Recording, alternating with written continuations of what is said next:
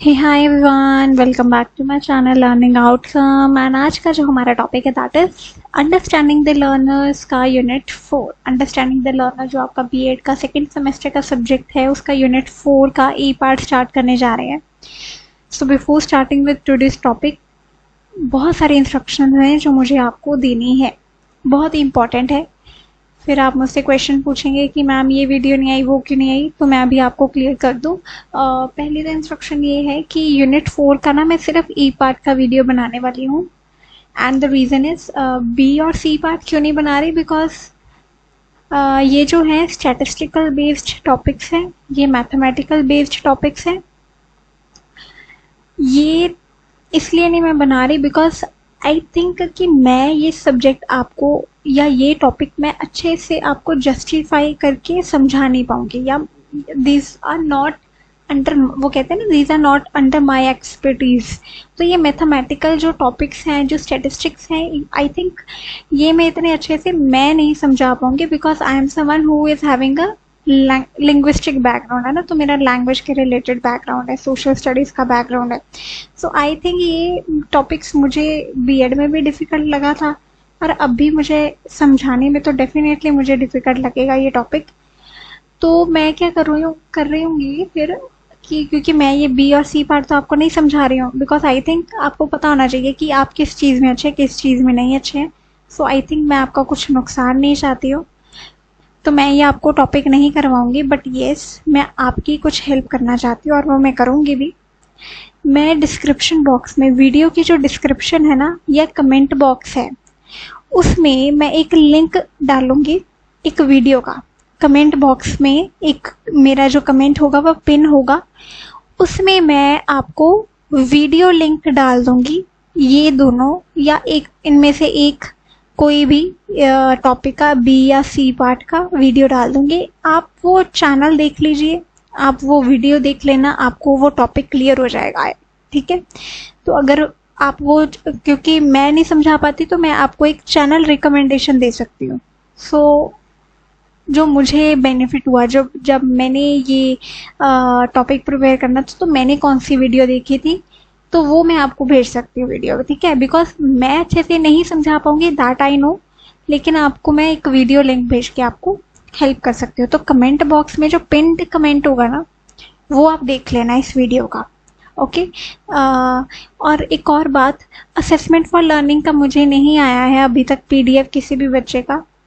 अगर आप चाहते हैं कि मैं उस टॉपिक के रिलेटेड वीडियोस डालूं, तो आप मुझे इंग्लिश मीडियम की एक क्लियर स्कैन्ड पीडीएफ भेज दो ऑफ योर टेक्स्ट बुक, ताकि मैं आपके नोट्स बना पाऊँ, ठीक है। अगर क्योंकि मेरे पास कोई टेक्स्ट बुक नहीं है उस सब्जेक्ट की, और वो आई गेस मैंने किसी को दे दी थी या somewhere it has been lost, ठीक है। तो मुझे वो याद नहीं है, तो आप क्या कर सकते हैं, आप मुझे वो पिक भेज सकते हैं पीडीएफ बना के पूरी टेक्स्ट बुक का, ठीक है। तो उससे क्या होगा, I can prepare notes and I can make videos, ठीक है। तो मुझे जल्दी से जल्दी वो, अगर आप चाहते हैं अपनी वीडियोस, तो मुझे जल्दी से जल्दी भेज दो। फिर एक दिन पहले एग्जामिनेशन के वीडियोस पीडीएफ भेजोगे तो वीडियो नहीं बन पाएंगी, ठीक है। वो मेरे लिए भी मुश्किल है बिकॉज मुझे नोट्स बनाने पड़ेंगे, फिर मैं वीडियो बनाऊंगी। सो इट इज़ बेनिफिशियल कि आप मुझे जल्दी से जल्दी ईमेल कर दें। ईमेल आईडी भी मैं आपको अपनी कमेंट बॉक्स में पिन कर दूंगी, ओके। सो ईमेल आईडी पे आप मुझे कर सकते हैं, ये वीडियो की ईमेल आईडी में पिन होगा, ठीक है। पिन कमेंट चेक कर लेना। एंड अनदर इंस्ट्रक्शन है, इस चैनल को सब्सक्राइब करना मत भूलिएगा। And thank you for your beautiful comments, kind words जो अभी तक इस चैनल की वीडियोस पे आई हैं रिसेंटली, बहुत अच्छा लगा। And there was someone who just wrote कि 298th subscriber, thank you so much. And अच्छा लगता है जब आप सब्सक्राइब करते हैं, बहुत अच्छा लगता है। I feel so happy and blessed, and I just hope कि आपके पेपर अच्छे जाएं and we stay connected like this. अगर आपके कोई बीएड के जूनियर्स हो, अगर आपको मेरी वीडियोस अच्छे लगते हैं तो उन्हें ये रिकमेंड करें, ठीक है। एंड आपको कोई नोटिफिकेशन मिलता है कि बीएड का एंट्रेंस एग्ज़ाम कब है, या कोई भी आपको ऐसा अच्छे कॉलेजेस के आपके सजेशन होते हैं, तो मुझसे बच्चे पूछते रहते हैं कि मैम अच्छा कॉलेज बीएड का बता दो, तो आप मुझे ईमेल आईडी, मेरी ईमेल आईडी तो होगी आपके पास कमेंट बॉक्स में, तो आप मुझे ईमेल आईडी या कमेंट सेक्शन में बता सकता है कि these are the best colleges, है ना। डमी कॉलेजेस का नाम मत लेना, पहले तो जो रेगुलर कॉलेजेस हैं वो नाम बताना मुझे। जो आपको लगता है कि आपके कॉलेज की पढ़ाई अच्छी है तो डेफिनेटली वो मुझे बताना कि आप कौन से कॉलेज से हैं या आप क्या कर रहे हैं ना। I would love to know that. और बच्चे पूछते हैं जो जूनियर हैं कि कौन सा बीएड कॉलेज लें, तो वो हेल्पफुल होता है, तो आप मुझे बता सकते हैं। एंड अनदर थिंग इस वीडियो को पूरा देखें, क्योंकि बहुत सारी ऐसी चीज़ें होती हैं जो मैं आपको सिर्फ ओरली बता सकती हूँ, लेकिन नोट्स में वो रिटर्न में नहीं है मेरे पास, ठीक है। रिटर्न में मैं सिर्फ वही मेन चीज़ें लिखती हूँ, सारा कुछ नोट्स में रिटर्न इज इम्पॉसिबल, वरना वो तो बुक ही बन जाएगी, ठीक है। तो नोट में मैं मेन चीज़ें लिखती हूँ, जो और एडिशनल चीज़ें होती हैं वो मैं आपको बोल के बताती हूँ, तो वो आपके एग्जाम पॉइंट ऑफ व्यू से बहुत बेनिफिशियल होते हैं, राइट। तो आप वीडियो को पूरा देखें। So without any further delay let's get started. तो आपका यूनिट 4 का जो ए पार्ट है that is education of the children with special needs, meaning, types, identification and intervention, gifted, delinquents and emotionally backward children. अच्छा, जब भी आप कोई टॉपिक देखते हैं ना, पहले तो उसके कीवर्ड्स अंडरलाइन कर लेने चाहिए। जैसे स्पेशल नीड्स की हम बात कर रहे हैं, चिल्ड्रन विद स्पेशल नीड, मतलब वो बच्चे जिनकी स्पेशल नीड है, ठीक है। उसका मीनिंग करेंगे हम, टाइप्स करेंगे, आइडेंटिफाई उन्हें कैसे करना है बच्चों को, और उनको हेल्प कैसे करनी है, उनका एजुकेशनल इम्प्लीकेशन या इंटरवेंशन का मतलब होता है उनको हाउ टू हेल्प देम, ठीक है। अब हम कौन सी टाइप्स की डिस्कशन करेंगे, gifted, delinquents and educationally backward. ये 3 चिल्ड्रन की हम बात करेंगे, gifted, delinquent and educationally backward. हमेशा की पॉइंट्स ढूंढ के उसको अंडरलाइन कर लेना चाहिए, तभी आप अच्छे से प्रिपरेशन कर पाओगे। अच्छा, तो अब चिल्ड्रन विद स्पेशल नीड्स क्या होता है। चिल्ड्रन विद स्पेशल नीड्स को हम एक तो 2 टर्म्स के बेसिस पे भी हम उनसे कहते हैं कि हम उन्हें स्पेशल चिल्ड्रन भी कहते हैं और एक्सेप्शनल चिल्ड्रन भी कहते हैं। स्पेशल चिल्ड्रन और एक्सेप्शनल चिल्ड्रन और special needs, children with special needs, ये सारे सेम ही हैं, ठीक है। तो ये जो चीज़ें हैं ये हम इन्हें क्या कहते हैं, चिल्ड्रन विद स्पेशल नीड्स। मतलब इनकी जो लर्निंग की रिक्वायरमेंट्स है ये डिफरेंट होंगी from the normal children, because इनको अपनी ही कुछ डिफ़िकल्टीज़ हैं, या इनको कुछ ऐसी डिफ़िकल्टीज़ है जो नॉर्मल चिल्ड्रन के मुकाबले बहुत ही रेयर बच्चों को होती हैं, बट होती हैं, ठीक है। तो इनको डेफिनेटली स्पेशल अटेंशन चाहिए, स्पेशल इनको मेथडोलॉजी, टीचिंग, इंस्ट्रक्शन, सब कुछ इनके लिए एक्स्ट्रा होना चाहिए, extra efforts, extra time teacher के बेसिस पे, टीचर के बिहाफ पे होना चाहिए सब कुछ, ठीक है। तो अगर हम एक डेफिनेशन भी देख रहे हैं तो टेलफोर्ड एंड सॉरे की डेफिनेशन है कि the term exceptional children refers to those children who deviate from the normal in physical, mental, emotional, or social characteristics to such a degree that they require special social and educational services to develop their maximum capacity. इसका मतलब क्या है, Telford and सॉरे ने क्या बोला है कि जो एक्सेप्शनल चिल्ड्रन है वो नॉर्मल चिल्ड्रन से बहुत अलग है। कैसे, फिजिकल वे में अलग है, फिजिकल स्ट्रक्चर में अलग होते हैं वो, मेंटल स्ट्रक्चर में अलग होते हैं, इमोशनल एस्पेक्ट में और सोशल कैरेक्टरिस्टिक्स में भी अलग होते हैं, ठीक है। फिजिकल, मेंटल, इमोशनल और सोशल कैरेक्टरिस्टिक्स में वो डेविएट करते हैं नॉर्मल चिल्ड्रन से, और इन्हें कुछ स्पेशल रिक्वायरमेंट चाहिए, जैसे कि उनकी स्पेशल सोशल और एजुकेशनल सर्विसेज होनी चाहिए, ताकि वो अपनी मैक्सिमम कैपेसिटी, जो उनकी मैक्सिमम कैपेसिटी है, बीइंग इट स्पेशल, तब भी उनकी जो स्पेशल रिक्वायरमेंट्स है, उनकी जो कैपेसिटी है, मैक्सिमम कैपेसिटी है, वो उसको रीच कर सके, उस तक पहुंच सके। तो इसलिए स्पेशल चिल्ड्रन को पढ़ाना और उनके अकॉर्डिंग ही पढ़ाना बहुत ज़रूरी हमारे लिए हो जाता है, ठीक है। तो अब हम उनकी टाइप्स की बात करते हैं, टाइप्स ऑफ चिल्ड्रन कौन कौन से होते हैं। तो हमारे पास 9 types of learners with special needs या चिल्ड्रन विद स्पेशल नीड्स हैं। कौन कौन से हैं, फिजिकली डिसेबल्ड, जिन्हें हम हैंडीकैप भी बोलते हैं, दूसरे हैं मेंटली डिसेबल्ड होते हैं जो, फिर थर्ड है गिफ्टेड, फोर्थ है क्रिएटिव, फिफ्थ है डेलिक्वेंट्स या सोशली हैंडीकैप भी हम बोलते हैं, डेलिक्वेंट्स एंड सोशली हैंडीकैप हम इन्हें बोलते हैं। इमोशनली हैंडीकैप्ड चिल्ड्रन होते हैं, द लर्निंग डिसेबल्ड, जिन्हें लर्निंग में प्रॉब्लम आती है, एजुकेशनली बैकवर्ड चिल्ड्रन, ठीक है, एजुकेशनली जो बैकवर्ड चिल्ड्रन होते हैं, एंड स्लो लर्नर्स। ये 9 टाइप्स ऑफ आपकी चिल्ड्रन विद या लर्नर्स विद स्पेशल नीड्स होते हैं। अब इनके एग्जाम्पल्स देख लेते हैं। तो फिजिकली जो डिसेबल्ड होते हैं, जो हैंडीकैप होते हैं, उनका एग्जाम्पल यही हो सकता है कि जैसे जो बच्चे व्हील चेयर पे होते हैं, शायद उनका कोई एक्सीडेंट हुआ हो, शायद उनकी बर्थ डिफॉर्मिटी हो, उनको हियरिंग या विजुअल इम्पेयरमेंट उनका हो, ठीक है, वो सुन नहीं सकते, देख नहीं सकते। अगर ऐसी कोई चीज़ है तो वो फिजिकली डिसेबल्ड में आएंगे। इन्हें हम सेंसरी डिसेबल्ड या नॉन सेंसरी डिसेबल्ड भी कह सकते हैं, ठीक है। इनके भी डिफरेंट टाइप्स होंगे, उसमें डीपर लेवल पे आपको जाने की ज़रूरत नहीं है, वो 4th सेमेस्टर में आपको आता ही है।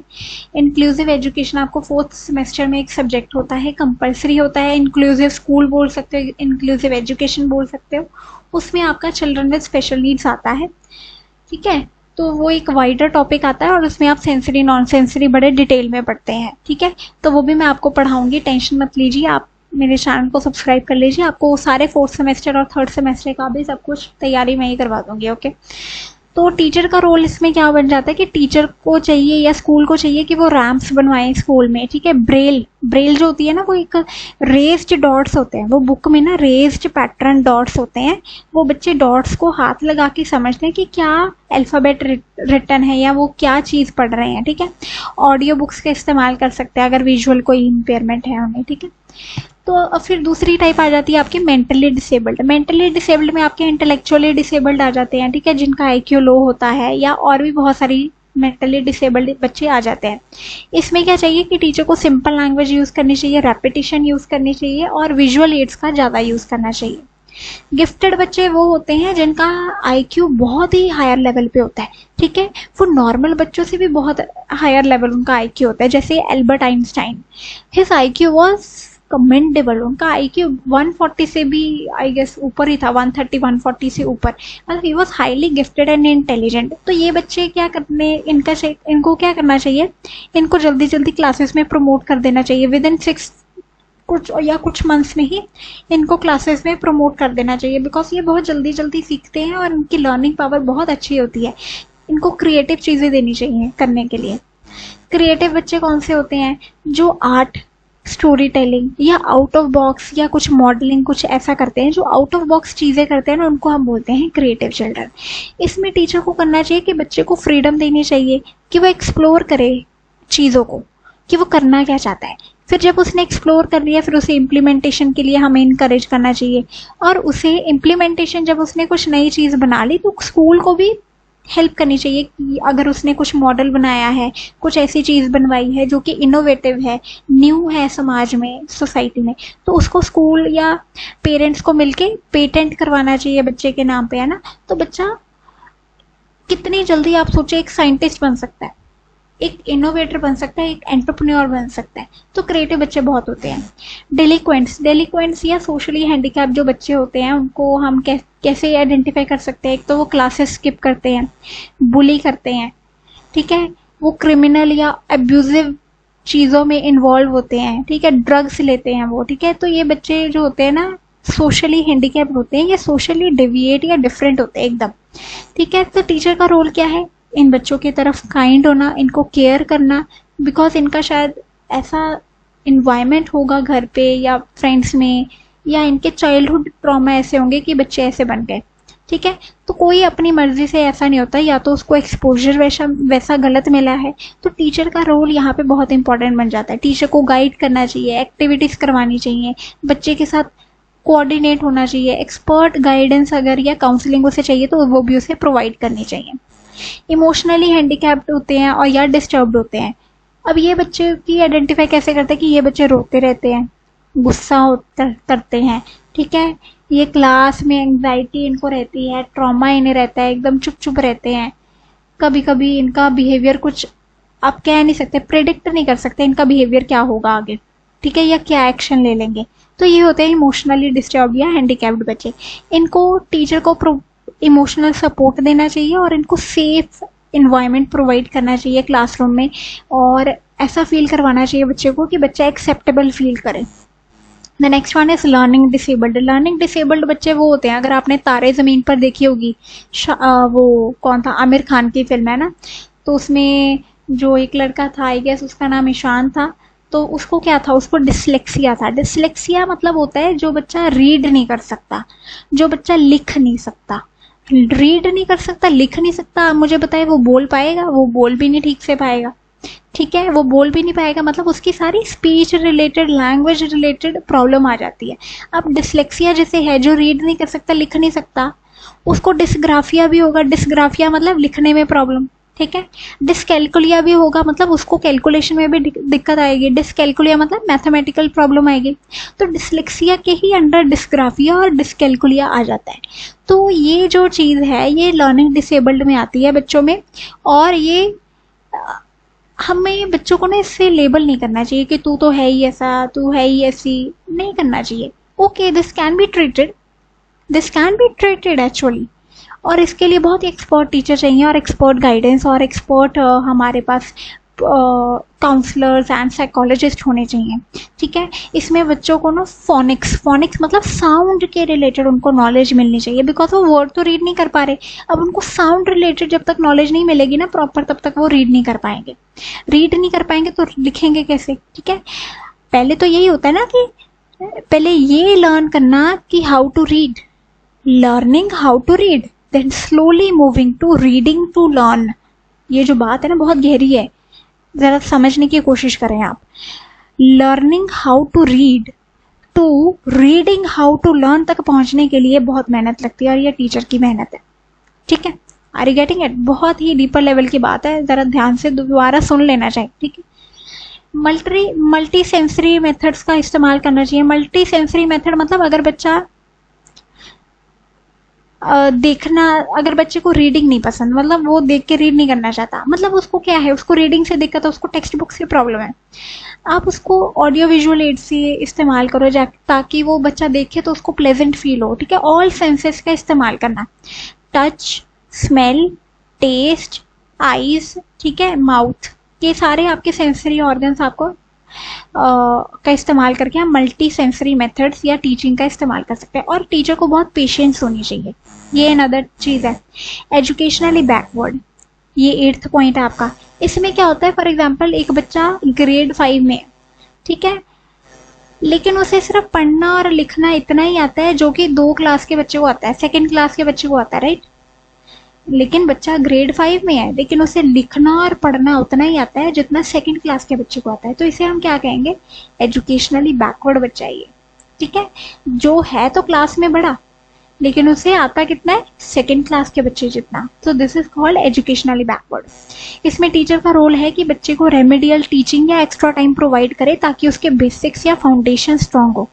अब इसमें बच्चे की दिक्कत नहीं होती है, कभी कभी ना उसे एनवायरमेंट ऐसा नहीं मिलता है, कभी कभी उसके घर में ऐसी चीजें चल रही होती है कि जब वो पढ़ रहा होगा ना तब तक उसकी वो प्रॉब्लम्स चल रही होंगी घर में, और इसीलिए उसके ऊपर किसी ने ध्यान नहीं दिया, या बच्चा बहुत छोटा था तो खुद पढ़ नहीं पाया, या उसे टीचर्स अच्छे नहीं मिले वो टाइम पे, इसलिए उसका मन हट गया। तो you should be a good teacher. बहुत सारे रीजन हो सकते हैं, जरा अपने आप को स्टेज पे रख के देखो। मैं खुद सोचती हूँ कि जब एक टाइम पे मैं भी एजुकेशनली बैकवर्ड थी, क्योंकि मेरी क्लास बढ़ रही थी लेकिन मेरा वो इंटेलेक्चुअल लेवल उतना ही था, तो बहुत मेहनत लगी। और मेहनत भी क्यों लगी, बिकॉज फैमिली का सपोर्ट होना चाहिए आपके पास, और आपके टीचर्स का सपोर्ट होना चाहिए। तो आगे चाहे छोटी क्लासेस में कुछ 1-2 टीचर नहीं अच्छे मिले, और मैं सच में कहती हूँ नहीं अच्छे मिले मेरे को 1-2 टीचर्स फाउंडेशनल स्टेजेस में, लेकिन आगे जो हायर क्लासेस में मुझे टीचर मिले, they were so good, like really so good. एक तो मेरी हिंदी की मैम थी, she was in 6th and 7th class, I still remember, she was my class incharge, Hindi की टीचर थी वो मेरी, और वो क्लास टीचर थी। She was same class teacher in 6th and same class teacher in 7th। वो डांटती भी थी, वो अप्रिशिएट भी करती थी, और वो तारीफें भी करती थी बच्चे की जो अच्छा करता था। और चाहे वो मैं धीरे धीरे अच्छी बनी हूँ, तो वो टीचर का भी बहुत रोल रहा है। फिर मैं 11th 12th की बात बताती हूँ आपको। 12th में मेरी एक इंग्लिश की मैम थी, तो वो भी बहुत अच्छी थी, और she was a coordinator of the school. वो हमारे स्कूल की सेकेंडरी लेवल की कोऑर्डिनेटर थी, ठीक है। 9th 10th क्लासेस की कोऑर्डिनेटर थी, तो आप सोच सकते हैं कि she was the head of the coordinating team, ठीक है। तो वो इतनी अच्छी थी that she used to give me extra time in her cabin कि मैं वहाँ पे आके पढ़ सकूँ। So that was the kind of teachers that I got, और वो टीचर्स ने मुझे इतना इंस्पायर किया, and I told that teacher that you have inspired me, and that day was the only day that I genuinely meant my words saying to a teacher. ठीक है, बच्चे नहीं बोलते हैं कि आपने मेरी ज़िंदगी चेंज करी, लेकिन जब बच्चे बोलते हैं ना तो वो सच्ची में दिल से कह रहे होते हैं, और वो मैंने दिल से बात की थी, ma'am that you actually inspired me. ठीक है, तो वो दिल से जब एक बात आती है ना, तो वो चेंज जो आपके बिहेवियर में आता है, आप जो आगे बहुत मेहनत करते हैं, ग्रेजुएशन में फिर बहुत अच्छा हुआ, और फिर बीएड में भी यू कैन डू वेल, है ना, वो तभी हो पाया बिकॉज बहुत अच्छे टीचर्स मिले थे। तो मैं यही कहना चाहती हूँ कि, और मैं हमेशा हर वीडियो में कहती हूँ कि आपको बहुत अच्छा होना है टीचर। ठीक है, तो ये चीज़ें तो कोप अप हो ही जाती है एक टाइम पे। The next thing is slow learner. Slow learner वो होते हैं जो टॉपिक्स को देर लगा के पढ़ते हैं, उनको थोड़ा और टाइम चाहिए, उनको रिपीटेड एक्सप्लेनेशन आपकी चाहिए, तो फ्रस्ट्रेट नहीं होना है। अगर बच्चे को टाइम चाहिए रीड करने में, be patient.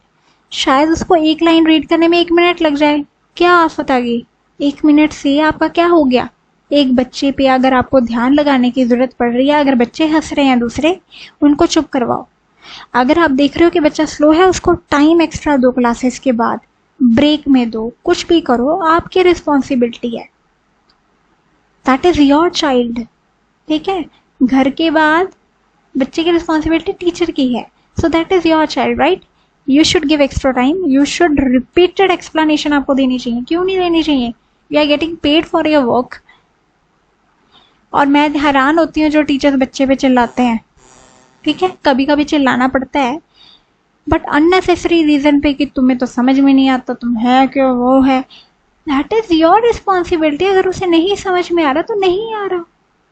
Every child is unique, you are not there to scold the child for this reason, right. आप उसे समझाएं, बच्चे को समझने की कोशिश करें। ओके बच्चे, तुम्हें क्या समझ में नहीं आ रहा, ठीक है, तो पेशेंस लेवल अति लेवल का चाहिए, अत लेवल का पेशेंस चाहिए इस फील्ड में, टीचिंग में। तो आपको पेशेंस नहीं खोनी है, बी अ गुड टीचर। वो टीचर बनो जो बच्चा, जो योर इनर चाइल्ड, जो आपका इनर चाइल्ड है ना, आपका जो आप इनर चाइल्ड हो, हर कहते हैं ना हर एक इंसान में एक बच्चा होता है, तो एज अ चाइल्ड आपको कैसा टीचर चाहिए था, अच्छा वो टीचर बन के दिखाओ। तो यहाँ पे टीचर का रोल वही है कि टाइम दो, उसकी रिविजन ड्रिल करवाओ, उसका कंटेंट मैटर बहुत अच्छे से डेवलप करवाओ, तभी वो कुछ कर पाएगा। ठीक है, सो नेक्स्ट थिंग इज, तो अब आप 3 टॉपिक्स के थोड़ा डिटेल में कर लेते हैं। आइडेंटिफाई कैसे करना है, आपके आइडेंटिफाई 3 चिल्ड्रन के बारे में स्पेशल करा गया है, gifted, delinquents and educationally backward. तो इन तीनों का डिटेल वे में अब करते हैं। आइडेंटिफाई कैसे करना है, पहले तो उनका आईक्यू टेस्ट आप ले सकते हो। अगर उनका आईक्यू बहुत लो है, ठीक है, तो अगर उनका आईक्यू बहुत ज़्यादा है, मतलब 130 से भी ऊपर जा रहा है आईक्यू, ठीक है, तो it means that child is gifted. ठीक है, तो आईक्यू टेस्ट से आपको भी पता चल सकता है कि बच्चा गिफ्टेड है।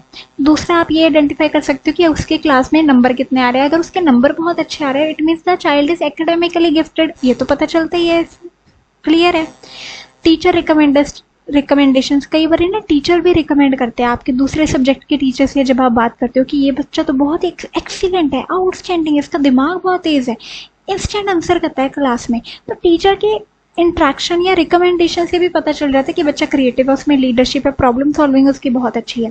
पेरेंट्स का इनपुट लेना चाहिए कि बच्चा घर पे करता क्या है, रीडिंग करता है, क्यूरियोसिटी है उसमें, मेमोरी उसकी बहुत स्ट्रॉन्ग है, तो कई बार पेरेंट्स से भी इनपुट लेना चाहिए, तो वो भी आइडेंटिफाई हम कर सकते हैं। पोर्टफोलियो असेसमेंट, अच्छा बच्चों का ना पोर्टफोलियो बनता है जब वो स्कूल में एंटर करते हैं, उसे हम क्या कहते हैं, क्यूमुलेटिव रिकॉर्ड। क्यूमुलेटिव रिकॉर्ड से भी हम पता कर सकते हैं कि बच्चा कितना क्रिएटिव है, कितना गिफ्टेड है, बिकॉज उसकी अचीवमेंट्स उतनी ही ज्यादा उस क्यूमुलेटिव रिकॉर्ड में होंगी। ठीक है, एकेडमिक्स एंड स्कॉलिस्टिक एंड पोस्टलिस्टिक, मतलब इसका मतलब है कि को करिकुलर में भी जो एक्टिविटीज होती है उसमें भी उसकी अचीवमेंट बहुत अच्छी आती है। बिहेवियर हम उसका देख सकते हैं कि उसकी मोटिवेशन बहुत हाई है, वो बच्चा सेंसिटिविटी में भी एडजस्ट कर पाता है वो हर जगह। ठीक है, इंडिपेंडेंट थिंकिंग है, मतलब डाइवर्जेंट थिंकिंग है उसकी। ठीक है, तो ये कुछ आइडेंटिफिकेशन है जो हम गिफ्टेड चिल्ड्रन की कर सकते हैं। अब इसमें इंटरवेंशन क्या होनी चाहिए आपकी कि एनरिचमेंट प्रोग्राम उसे प्रोवाइड करो, क्योंकि जो गिफ्टेड बच्चा है वो नॉर्मल बच्चों के साथ बोर हो जाएगा क्लास में, तो उसको अच्छे अच्छे प्रोजेक्ट दो, कॉम्पिटिशन दो, उसको क्लब्स में ज्वाइन करवाओ। ठीक है, एक्सेलरेशन, इसका मतलब है कि उसको सब्जेक्ट स्पेसिफिक, जो फॉर एग्जाम्पल आप एसएसटी पढ़ा रहे हो, तो जो क्लास में आप नॉर्मल एसएसटी पढ़ाते हो ना, उसको अलग से बिठा के ना और आप उसे कंटेंट प्रोवाइड करो, उसी को लाइब्रेरी में जाके बच्चे रीड करो तुम, और ज़्यादा उसको रेफरेंस मटेरियल प्रोवाइड करो ताकि वो और पढ़े बच्चा। ठीक है, उसको अच्छी अच्छी वीडियोस प्रोवाइड करो, बच्चे ये वीडियो देखो, ये देखो कितना अच्छा कंटेंट है इसके पास। ठीक है, तो मैं मतलब उसको उसके कंटेंट को, उसके सब्जेक्ट में रखो और एडवांस लेके जाना। Then next one is differentiated instruction, मतलब उसको अच्छे से इंस्ट्रक्शन देना, थोड़ी और फास्ट वे में उसको चीज़ें समझाना, बिकॉज उसकी लर्निंग पावर जो स्ट्रांग है, तो आप उसको फटाफट और भी चीज़ें बता सकते हैं। मेंटोरशिप, उसको एक्सपर्ट्स के साथ पेयर करना, अच्छे अच्छे सीनियर बच्चों के साथ उसे बैठा सकते हो, उसकी ग्रुप डिस्कशन अच्छे लेवल पे करवा सकते हो, क्लास में जो स्कूल में जो अच्छे अच्छे बच्चे हैं उनको साथ उसको पेयर कर सकते हो। सोशल एंड इमोशनल सपोर्ट बच्चे को प्रोवाइड करनी चाहिए, काउंसलिंग प्रोवाइड करनी चाहिए, ताकि गाइडेंस भी देनी चाहिए कि वो और अच्छे से अपने आप को कैसे बूस्टअप कर सकता है। Next one is delinquent children. Delinquent children वो होते हैं जो रूल ब्रेक करते हैं, रूल ब्रेक करते हैं, जैसे एब्सेंट होते रहते हैं, एग्रेशन शो करते हैं, दूसरों को मारते पीटते हैं, एंटी सोशल उनका बिहेवियर होता है, उनको आप कहते हैं डेलिक्वेंट चिल्ड्रन। डेलिक्वेंट चिल्ड्रन होते हैं।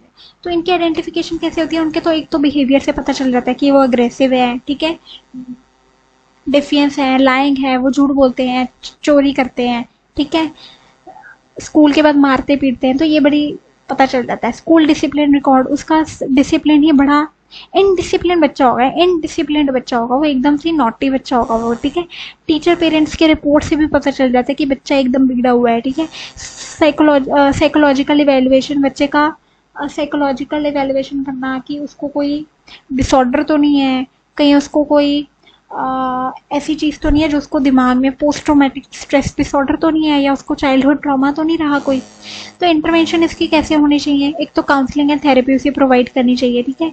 बिहेवियरल मॉडिफिकेशन प्रोग्राम उसके होने चाहिए, पॉजिटिव बिहेवियर को उसको अप्रिशिएट करना चाहिए, रिवॉर्ड करना चाहिए। फैमिली इंटरवेंशन होनी चाहिए, पेरेंट्स से बात करनी चाहिए, पेरेंट्स को और फैमिली को इन्वॉल्व करके बच्चे को एक्सेप्टेबल फील करवाना चाहिए, उनको काउंसलिंग के लिए इंकरेज करना चाहिए कि बच्चे की काउंसलिंग करवाओ। मेंटोरशिप प्रोग्राम, बच्चों को अच्छे अच्छे मॉडल, रोल मॉडल प्रेजेंट करो कि बच्चे this is not the ideal behaviour, ये आइडियल बिहेवियर है जो आपको ये फॉलो करना चाहिए। अच्छे अच्छे बिहेवियर, अच्छे खुद, एक तो टीचर को खुद एक बहुत अच्छा मॉडल होना चाहिए, क्लास में रोल मॉडल होना चाहिए बच्चे का, ठीक है। स्ट्रक्चर एनवायरनमेंट, बच्चे को क्लियर एंड सेट रूल्स बताने चाहिए, अगर ये रूल टूटे तो यू विल बी पनिशेबल, ठीक है। स्कूल सपोर्ट और सर्विसेज भी प्रोवाइड होनी चाहिए। स्कूल में कुछ एक्स्ट्रा काउंसलिंग सेशन जो होते हैं या काउंसलिंग सेल होते हैं, जो टीचर्स होते हैं वो मिलके बच्चों को सपोर्ट करें, ठीक है। एजुकेशनली बैकवर्ड चिल्ड्रन वही होते हैं जो एक क्लास में तो है लेकिन उनकी नॉलेज बहुत ही पीछे वाली क्लास के अकॉर्डिंग है। जैसे कि एक बच्चा 5th क्लास में है लेकिन उसको पढ़ना लिखना एक 2nd क्लास जितने बच्चे का आता है, तो वो एजुकेशनली बैकवर्ड है। आइडेंटिफिकेशन कैसे हो सकती है? एक तो उसके मार्क्स कम आते हैं, IQ टेस्ट में उसका जो IQ है वो बहुत लो है, ठीक है। डेवलपमेंट हिस्ट्री उसकी डिलेड डेवलपमेंट होती है, पुअर स्कूल रेडीनेस है, ठीक है, बच्चा मोटिवेटेड नहीं रहता है, ठीक है। डेवलपमेंट हिस्ट्री उसकी लो है। टीचर ऑब्जर्वेशन, हम टीचर से भी पूछ सकते हैं कि बच्चा तो क्लास में अटेंटिव ही नहीं रहता है, रिटेंशन इसकी है नहीं, बहुत जल्दी भूल जाता है, ठीक है, इसे आता नहीं है कुछ, ऐसा टीचर्स भी कभी कभी रिकमेंडेशन देते हैं।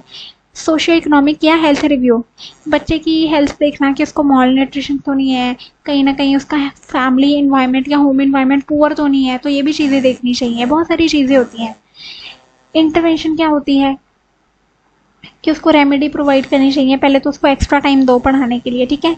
फिर एक एजुकेशनल उसका अलग से प्लान बनाओ, ऐसे बच्चों के लिए ना, वीक बच्चे जो होते हैं उनका ग्रुप बनाओ और उनके लिए अलग से टीचिंग क्लासेस कंटिन्यू करनी चाहिए, रेमेडियल क्लासेस जिसे हम बोलते हैं, ठीक है। ऑडियो विजुअल या काइनेस्थेटिक मेथड का इस्तेमाल करना चाहिए ताकि बच्चा खुद अपने इंटरेस्ट के अकॉर्डिंग पढ़ सके। पेरेंटल इन्वॉल्वमेंट भी बहुत ज़रूरी है, बिकॉज पेरेंट्स का इन्वॉल्वमेंट होगा तभी बच्चा अच्छे से लर्न कर पाएगा। स्पेशल एजुकेशनल सर्विसेज होनी चाहिए। स्पेशल एजुकेशनल सर्विसेज जैसे कि कुछ ऐसी चीज़ें होनी चाहिए, ऐसी टेक्निक्स, ऐसे प्रोग्राम्स, वर्कशॉप्स, सेमिनार्स, ऐसे गेस्ट लेक्चर्स को बनाना चाहिए, ऐसे गेस्ट फैकल्टीज को बुलाना चाहिए जो बच्चे को पढ़ा सकें। अर्ली इंटरवेंशन या प्रोग्राम, बच्चे की अर्ली आइडेंटिफिकेशन बहुत ज़रूरी है ताकि बच्चे को अच्छे से हम पता कर सकें कि उसको क्या दिक्कत आ रही है, तभी हम उसे टाइमली ट्रीट कर पाएंगे। So with this we are run with unit 4 का A पार्ट। यूनिट 4 का बी एंड सी पार्ट का वीडियो लिंक मैं आपको डिस्क्रिप्शन बॉक्स में दे दूंगी, या कमेंट सेक्शन आप चेक कर लेना, वो पिन कमेंट देख लेना। एक वीडियो मैं आपको डाल दूंगी, बाकी की वीडियोस आप वो चैनल पे कभी भी ढूंढ सकते हो, तो आपको पता चल जाएगा। तो वहीं से मैंने भी तैयारी करी थी, वहीं से आप भी कर सकते हैं, ठीक है। तो चैनल को सब्सक्राइब करना नहीं भूलना है, और मुझे पता है आप सब्सक्राइब किए बिना तो नहीं जाओगे, ठीक है। And we are done with the topic. और असेसमेंट फॉर लर्निंग का जो पीडीएफ है मुझे जल्दी से जल्दी भेज दो अगर आपको वीडियो चाहिए। अगर लेट पीडीएफ आया तो I won't be able to upload the videos for that, फिर आपको खुद ही पढ़ना पड़ेगा, राइट, बिकॉज मेरे पास टेक्स्ट बुक नहीं है, तो आई वॉन्ट मेक वीडियोस। ऐसा बात नहीं है कि मैं बना नहीं सकती, बना सकती, बट आपकी यूनिवर्सिटी के अकॉर्डिंग फिर वो होना चाहिए, राइट। तो क्योंकि मेरे पास टेक्स्ट बुक अभी अवेलेबल नहीं है, तो आप मुझे वो कर दीजिए, पीडीएफ बना के इंग्लिश मीडियम का भेज दीजिए, ठीक है। ईमेल आईडी भी कमेंट बॉक्स में गिवन है। So thank you so much for staying till the last of the video, and आप बहुत अच्छे से पढ़ें, बहुत अच्छे से एग्जाम दें, आपकी सारी वीडियोस बन चुकी हैं, and I am so happy. And आप वीडियोस को बिंज वॉच कर लो, प्लेलिस्ट को सेव कर लो, प्लेलिस्ट बना दी है, वो भी डिस्क्रिप्शन बॉक्स और कमेंट सेक्शन में मैं डाल दूंगी प्लेलिस्ट, binge watch कर लेना। Okay, with this we are done with the topic and see you soon in the next video. Till then take care and I'll see you soon. मुझे आके जरूर बताना कि पेपर कैसे गए, ओके।